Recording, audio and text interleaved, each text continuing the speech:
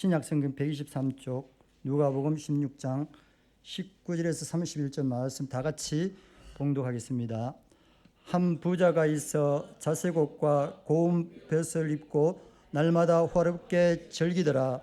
그런데 나사로라 이름하는 한 거지가 헌데 두성이로 그의 몸의 대문 앞에 버려진 채 그 부자의 상에서 떨어지는 것으로 배불리려 하며 심지어 개들이 와서 그 헌대를 핥더라. 이에 그 거지가 죽어 천사들에게 받들려 아브라함의 품에 들어가고 부자도 죽어 장사되매 그가 음부에서 고통 중에 눈을 들어 멀리 아브라함과 그의 품에 있는 나사로를 보고 불러 이르되 아버지 아브라함이여 나를 긍휼히 여기사 나사로를 보내어 그 손가락에 물을 찍어 내 혀를 서늘하게 하소서. 내가 이 불꽃 가운데서 괴로워하나이다. 아브라함이 이르되 예 너는 살았을 때에 좋은 것을 받았고 나사로는 고난을 받았으니 이것을 기억하라. 이제 그는 여기서 위로를 받고 너는 괴로움을 받느니라. 그뿐 아니라 너희와 우리 사이에 큰 구렁텅이가 놓여 있어 여기서 너희에게 건너가고자 하되 갈 수 없고 거기서 우리에게 건너올 수도 없게 하였느니라. 이르되 그러면 아버지여 구하노니 나사로를 내 아버지 집에 보내소서. 내 형제 다섯이 있으니 그들에게 증언하게 하여 그들로 이 고통받는 곳에 오지 않게 하소서. 아브라함이 이르되 그들에게 모세와 선지자들이 있으니 그들에게 들을지어다. 이르되 그렇지 아니하나이다. 아버지 아브라함이여 만일 죽은 자에게서 그들에게 가는 자가 있으면 회개하리이다. 이르되 모세와 선지자들에게 듣지 아니하면 비록 죽은 자 가운데서 살아나는 자가 있을지라도 고난을 받지 아니하리라 하였다 하시니라. 아멘.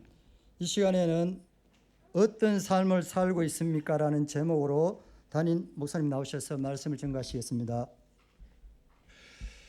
자, 오늘 이제 본문 말씀을 통해서 여러분 어떤 삶을 살고 있습니까? 라는 제목으로 우리가 본문을 보려고 하는데요.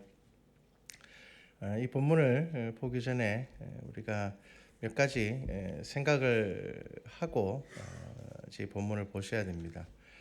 뭐냐 하면 여러분 부자는 부자이기 때문에 지옥 간 거 아니고요. 나사로는 가난했기 때문에 천국 간 거 아닙니다. 오늘 본문에서는 그 이야기를 하려는 것도 아니고요.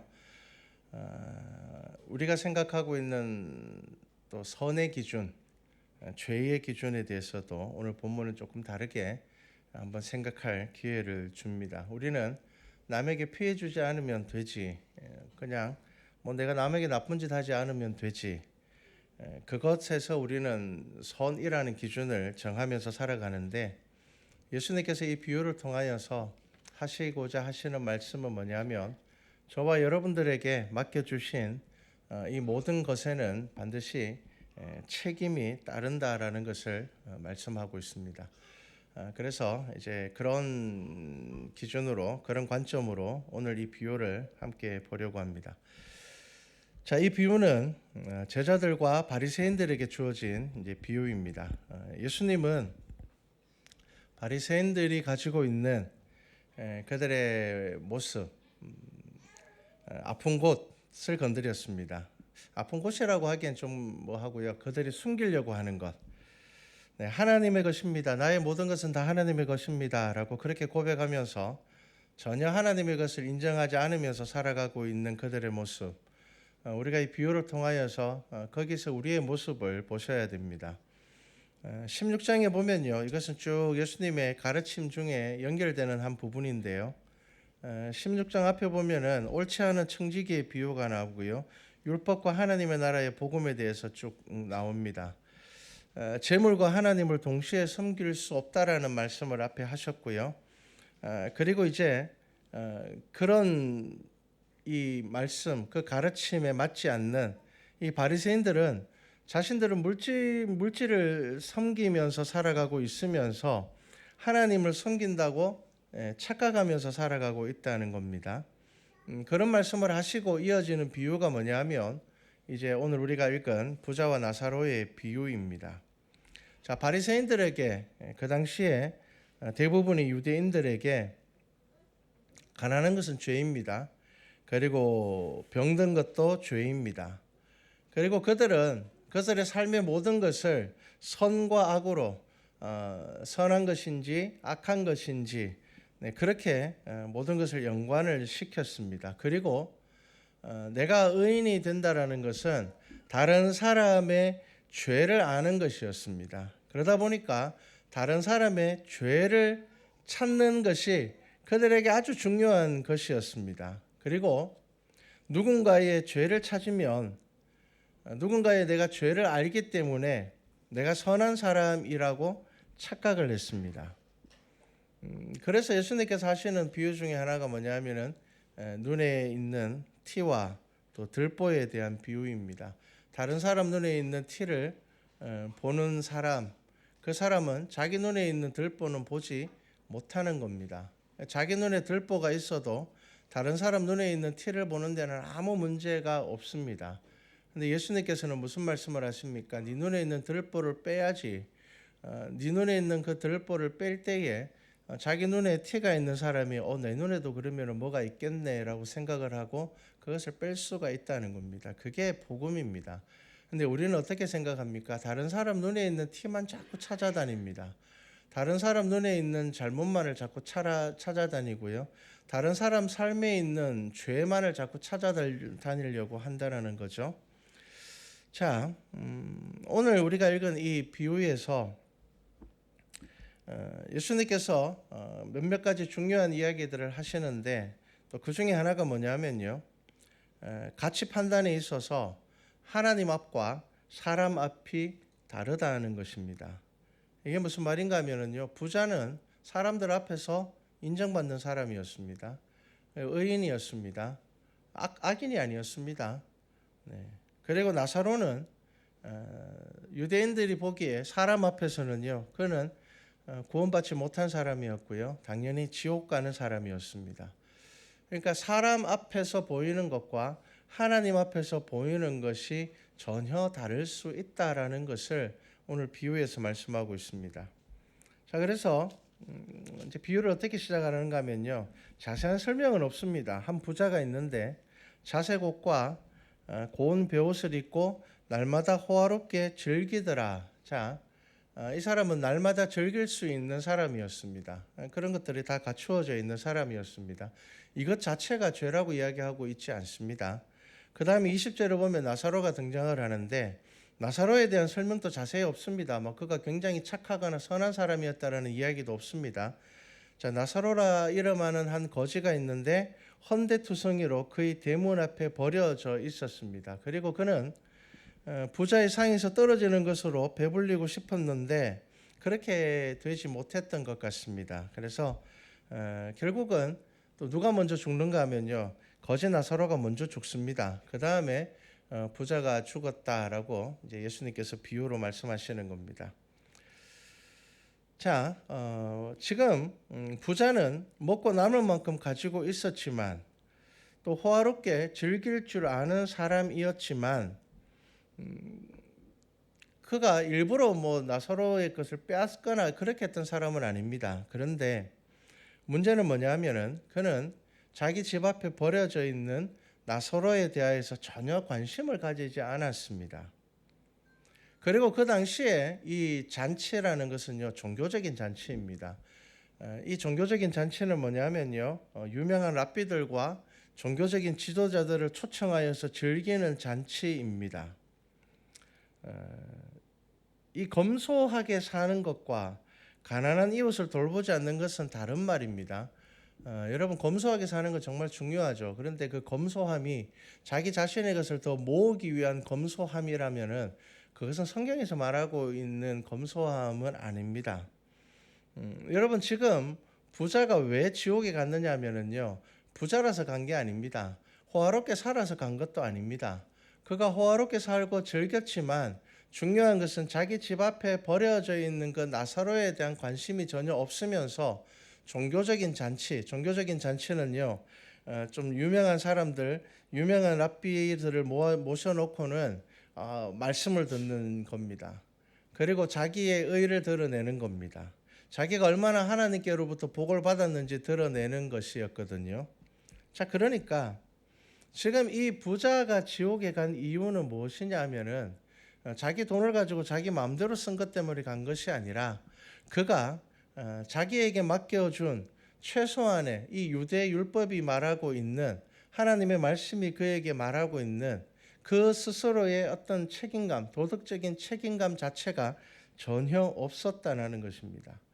여러분, 이 비유는요, 나사로가 주인공이 아닙니다. 나사로가 천국에 가서 아브라함의 품에 안겨 있고 뭐 이래 가지고 나사로가 주인공인 것처럼 보이지만 예수님의 비유에서 주인공은 누구냐면 가장 많이 이야기가 나오는 사람입니다. 가장 많이 이야기를 하는 사람이 지금 누구입니까? 부자가 아브라함과 대화를 하죠. 이 비유에서 주인공은 부자입니다. 그렇게 많은 복을 받은 부자가 왜 천국에 가지 못했는지를 예수님께서 말씀하시는 겁니다.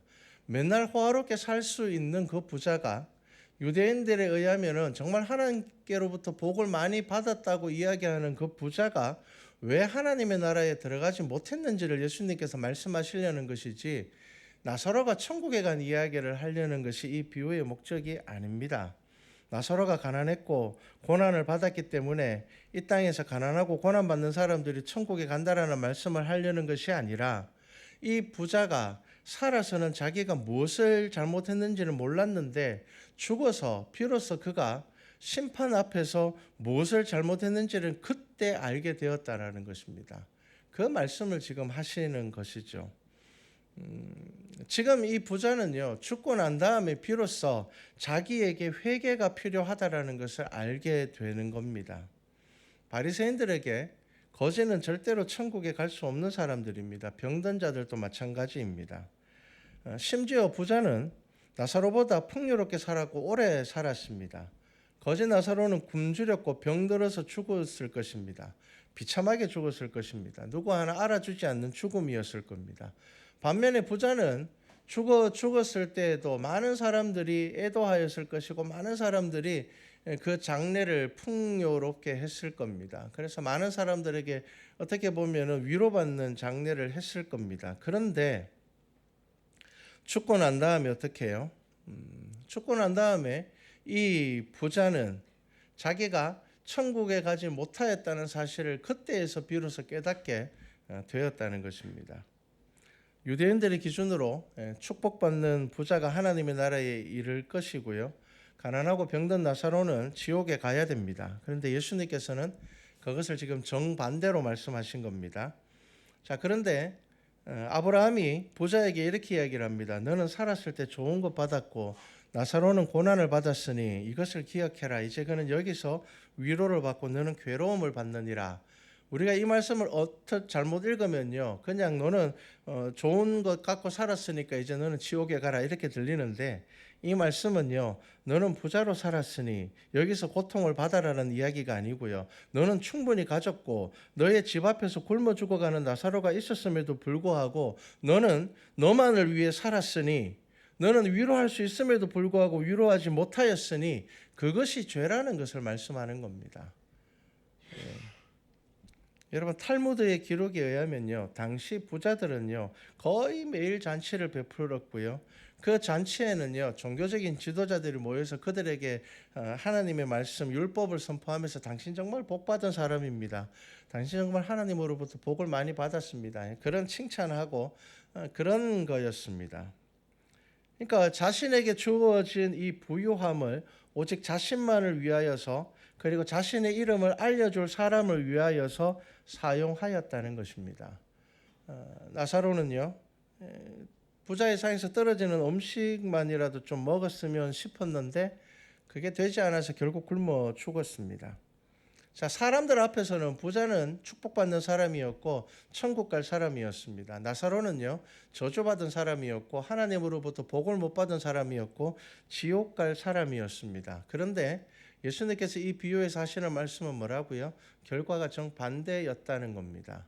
여러분, 이 말씀을 잘 생각하셔야 됩니다. 모든 사람들이 다른 사람은 다 지옥 가도 나는 천국 갈 거라고 생각하면서 살아갑니다. 여러분, 과연 그게 그렇게 될 것인지, 오늘 본문 말씀을 보시면서 잘 생각해 보셔야 됩니다.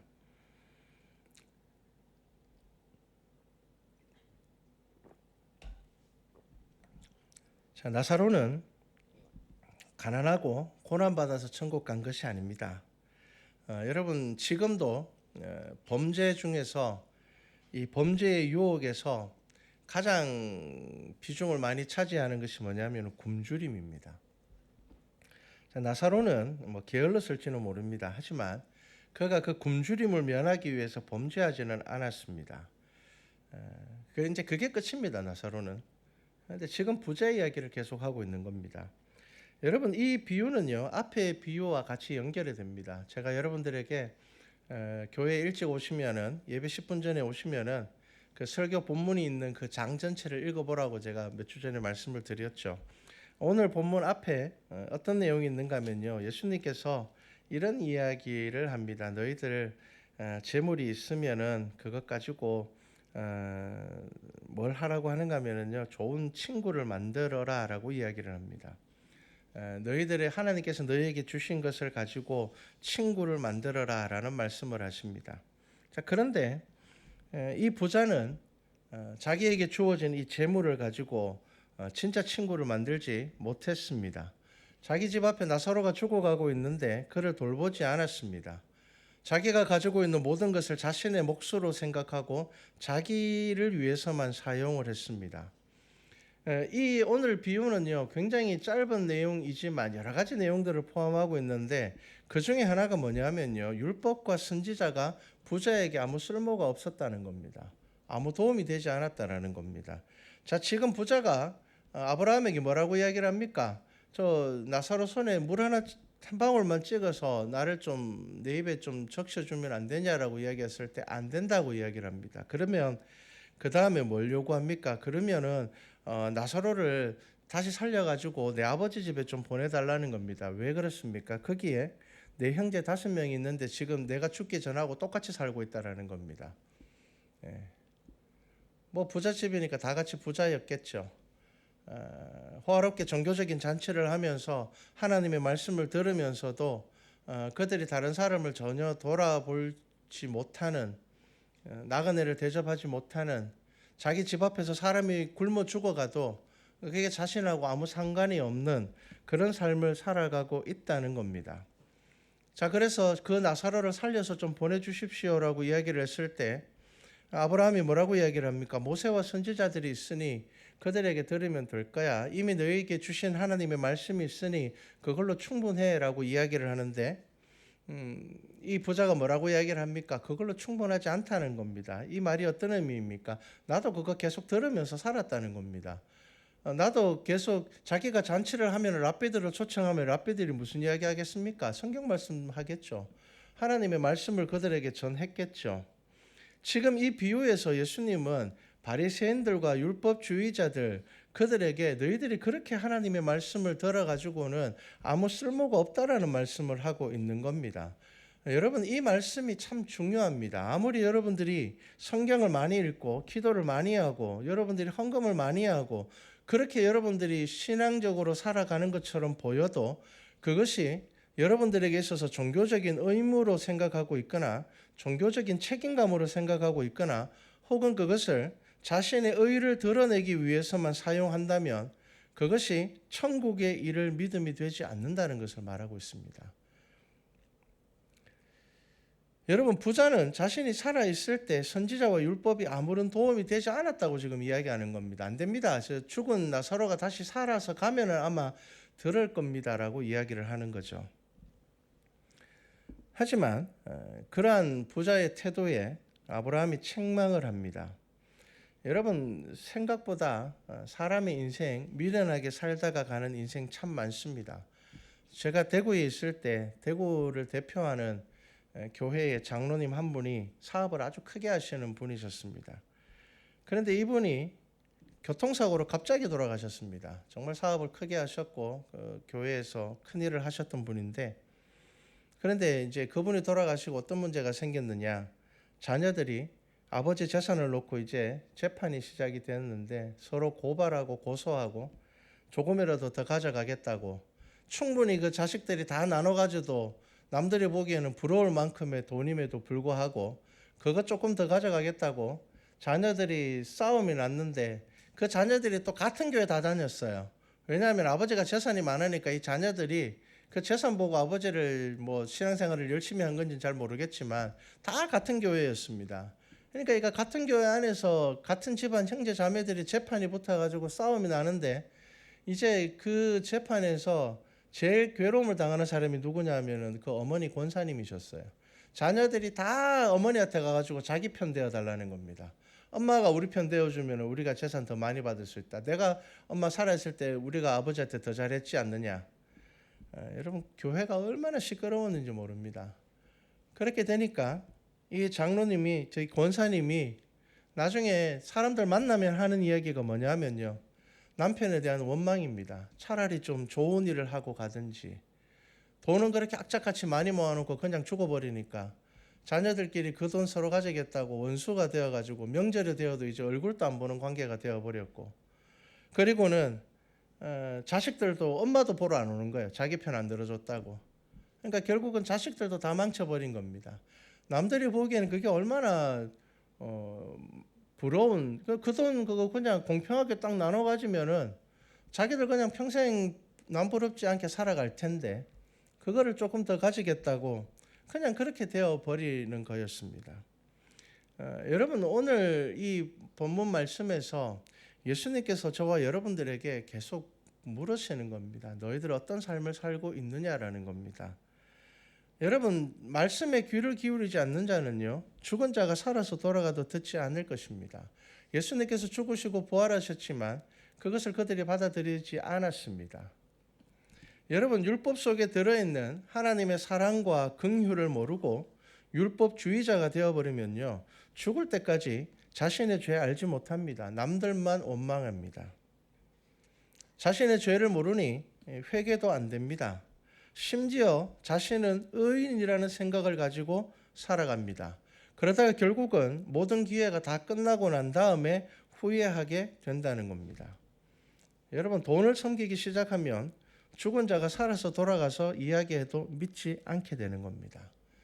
여러분 우리가 늘 하는 고백이 있습니다. 모든 것이 다 하나님의 것입니다. 여러분 이 고백 속에 들어있는 의미를 아십니까? 내 생명도 하나님의 것입니다라는 이 고백의 의미를 아십니까? 언제든지 가져가셔도 됩니다라는 의미입니다. 여러분 이게 이 고백입니다. 제가 가지고 있는 거 다 하나님의 것입니다. 여러분 그러면은 내 거 아니니까 오늘이라도 하나님께서 다 가져가셔도 할 말이 없어야 됩니다. 그런데 여러분 우리가 하는 이 고백은 의례적인 고백일 때가 참 많습니다. 그냥 그렇게 고백하는 것이 신앙이 참 있어 보이고 그렇게 고백하는 것이 내 믿음이 좀 대단해 보이기도 하고 또 남들이 또 그렇게 고백하기도 하기 때문에 마치 그것이 자연스러운 신앙의 고백인 것처럼 하는데 여러분 이러한 고백이 진짜 고백인 사람과 가짜 고백인 사람의 삶은 다릅니다. 여러분 이게 진짜 고백이 되어야 한다는 것입니다. 여러분 그리스도만 남을 때까지라는 책이 있습니다. 제가 예전에 몇 해 전에 한번 소개를 시켜드렸는데 제가 그 책을 며칠 전에 꺼내서 다시 보고 있습니다. 이 책은 허운석 선교사님의 병상일기입니다. 이 허운석 선교사님은 남편 되시는 선교사님과 함께 1991년에 서울 신천교회에서 파송 선교사로 아마존에 복음을 전하러 들어가신 분입니다. 얼마나 고난을 당하셨는지 모릅니다. 복음을 전하러 들어가니까요. 그 부족들이 복음을 받기 싫어서 선교사님의 음식에다가 독을 태워서 먹이기도 했습니다. 그래서 죽을 뻔했습니다. 그리고 알 수 없는 독충에 물려서 온몸이 피고름으로 뒤덮인 적도 있습니다. 그런데 포기하지 않고 끊임없이 복음을 전했습니다. 그럼 성과가 좋았을까요? 그렇지도 않습니다. 복음 전하는 게 얼마나 힘듭니까? 여러분 사실 지금 예수 그리스도를 믿고 있는 저와 여러분의 삶이 조금 변하는 것도 수십 년이 걸리는데 하나님을 믿지 않는 사람들이 하나님을 경험하게 되는 게 그게 얼마나 어려운 일이겠습니까? 그렇게 열심히 복음을 전하셨는데 2006년에 폐암 진단을 받게 됩니다. 6개월에서 1년밖에 살지 못한다는 시한부 판정을 받게 됩니다. 근데 이 시한부 판정을 받고 난 다음에 이 선교사님이 어떤 결정을 내렸는 줄 아십니까? 복음을 전하러 다시 브라질로 들어갔습니다. 얼마 남지 않은 이 생명 끝까지 복음을 전하겠노라. 근데 여러분, 이 선교사님의 마음을 조금이라도 짐작할 수 있다면, 이해할 수 있다면 여러분, 복음이 뭔지 아시는 분들입니다. 그런데 뭐 그렇게까지 복음을 전해야 되나 라는 생각이 든다면 여러분, 아직 복음을 잘 모르시는 겁니다. 왜냐하면 예수님께서는 십자가에 달려 죽으실 것을 아시고도 그 언덕을 오르셨기 때문입니다. 여러분, 이게 복음입니다. 여러분, 이 선교사님께서 폐암 말기 진단을 받고 시한부 인생이 선고되었을 때 주위 사람들이 얼마나 조롱했는 줄 아십니까? 그렇게 하나님을 위해서 헌신했다면 복을 받아야지 왜 고통을 당하느냐. 자기의 모든 것을 다 내려놓고 그 아마존 정글 속에 들어갔으면 복음이 잘 전해져야지 왜 죽을 병만 걸리느냐. 그렇게 이야기를 했을 때, 사람들이 하나님이 없다고 조롱을 했을 때, 그때 선교사님이 했던 고백이 뭐냐 하면은, 내가 당하고 있는 이 고난이 예수 그리스도의 십자가의 고난을 이해할 수 있는 축복의 통로라, 그렇게 고백을 했습니다. 그러면서 이 선교사님께서 복음을 전할 때 매일 먹었던 약만 해도 수십 알의 진통제를 복용하면서 복음을 전하셨습니다. 그리고 이 선교사님은 2013년 9월 12일 날 하나님의 부르심을 받고 죽으셨습니다. 그런데 그때까지 이 선교사님이 하셨던 일들을 보면요, 그 인디오를 위하여서 신학교를 세우셨고요, 100명의 졸업생과 50명의 현지인 목회자를 배출했습니다. 여러분, 얼마나 놀라운 일을 했는지 모릅니다. 이 선교사님의 일기를 제가 하나 소개시켜 드리겠습니다. 2010년 10월 11일 일기입니다. 이제 남편 김철기 선교사님이 이제 이 허원석 선교사님이 이제 병원에서 치료받고 있을 때 먼저 이제 브라질에 또 다시 돌아가서 복음을 전하러 들어가셨거든요. 아마 이제 그 상황인 것 같습니다. 일기가 짧습니다. 브라질로 떠난 남편 김철기 선교사로부터 이 메일이 왔다. 그동안 사람들로부터 받은 상처를 떨쳐버리고 그들을 용서하라는 이야기였다. 모든 것을 주님께 가지고 나가 풀라고 한다. 갑자기 눈시울이 붉어졌다. 밥맛도 없다. 용서하는 마음이 그리 쉽게 먹어지지 않는다. 참 짧은 일기죠. 용서하기가 참 쉽지 않습니다. 얼마나 어렵습니까? 그런데 결국은 이분은 어떻게 해요? 다시 죽기 전에 다시 그 정글로 들어갔습니다.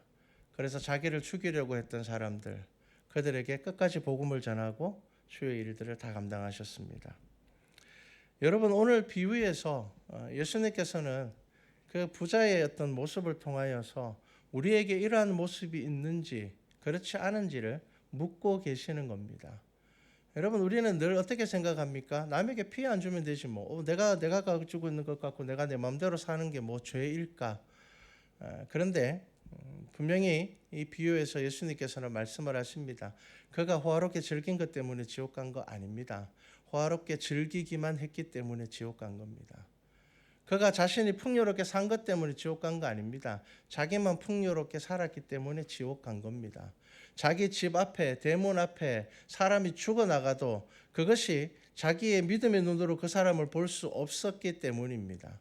여러분, 우리는 얼마나 고집스러운 사람들인지 모릅니다. 우리는 늘 내 생각만 합니다. 저도 그렇습니다. 늘 다른 사람을 생각하려고 노력하지만 우리는 늘 내 생각, 내 고집에서 잘 벗어나지 못하면서 살아갑니다.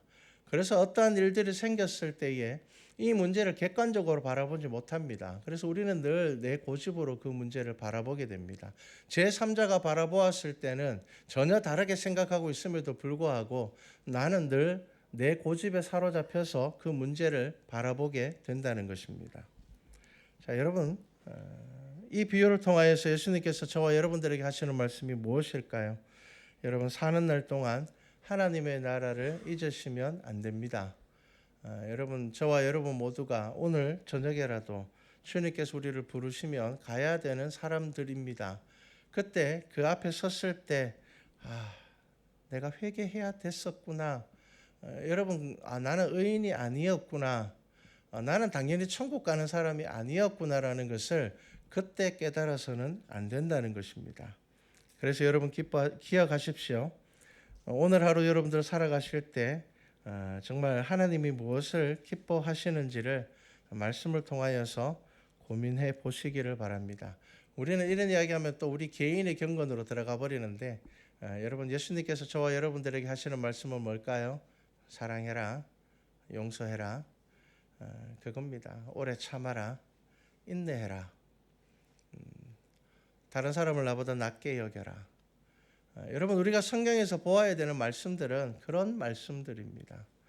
여러분, 성경이 저와 여러분들에게 하시는 말씀은 네 고집에 갇혀서 살아가지 말라는 것입니다.